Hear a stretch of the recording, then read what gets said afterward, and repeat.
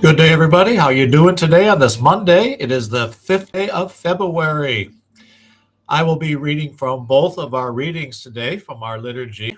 So our first reading comes from the first book of Kings, chapter 8, beginning with the very first verse. The elders of Israel and all the leaders of the tribes, the princes and the ancestral houses of the children of Israel came to King Solomon in Jerusalem to bring up the ark of the Lord's covenant from the city of David, which is Zion.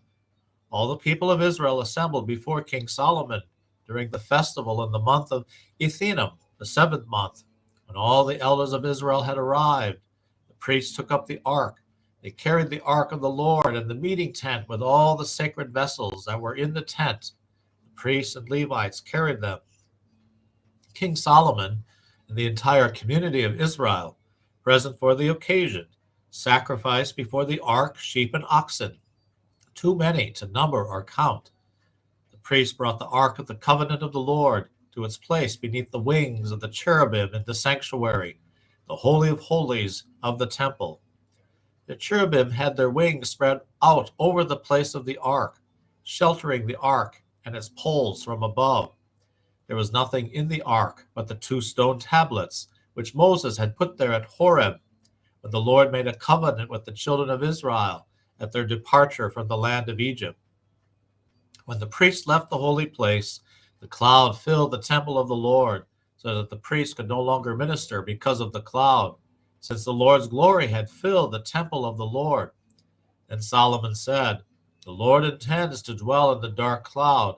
I have truly built you a princely house, a dwelling where you may abide forever." And turning to our gospel today, Mark chapter 6, beginning with verse 53. After making the crossing to the other side of the sea, Jesus and his disciples came to the land of Gennesaret and tied up there. As they were leaving the boat, people immediately recognized him. They scurried about the surrounding country and began to bring in the sick on mats to wherever they heard he was. Whatever villages or towns or countryside he entered, they laid the sick in the marketplaces and begged him that they might touch only the tassel on his cloak, and as many as touched it were healed. So it was quite a gathering and feast, a spectacle of pageantry and ceremony, the bringing of the ark of the Lord's covenant from the city of David to Jerusalem, sacrifices too numerous to count, beautiful artistry sheltering the ark. This place of majesty was soon filled with the majesty of God. The Lord's glory filled the temple of the Lord, and Solomon professed that the Lord would abide there forever. Well, history tells us that the temple was destroyed, not once, but twice, and the Ark of the Covenant removed and never to be found.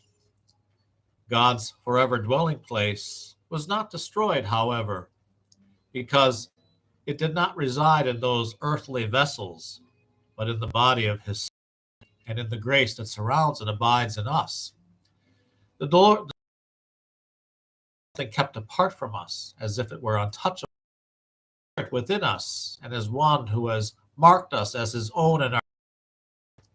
He is incarnational, meant to be seen, heard, held, and touched. Turning to our gospel reading, we see that Jesus' ministry was filled with its own kind of public display.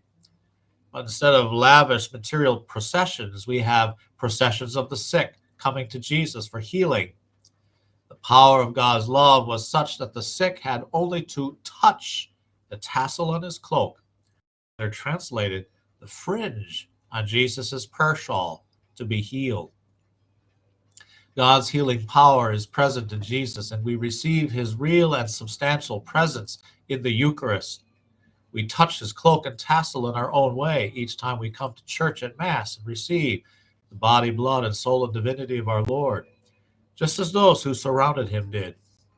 And since we are baptized into Jesus, his healing power is also present in us. So let us remember to bring the healing presence of God that we enjoy always to his altar with us out into the world each day, each time we come to church, in every encounter, and so to heal the world one encounter at a time. Hope you're doing well on this new week as we travel through this 5th week of ordinary time. We still got this whole week to go, and then, of course, a little bit of next week. And then, of course, we will enter into Holy Lent. So let's get ourselves prepared and ready for that as well. But most importantly, let's continue to pray for one another, knowing that the Lord is in our midst. He is our healer, He is our strength, and, of course, our source of strength and grace. God bless you and have a great day. Take care.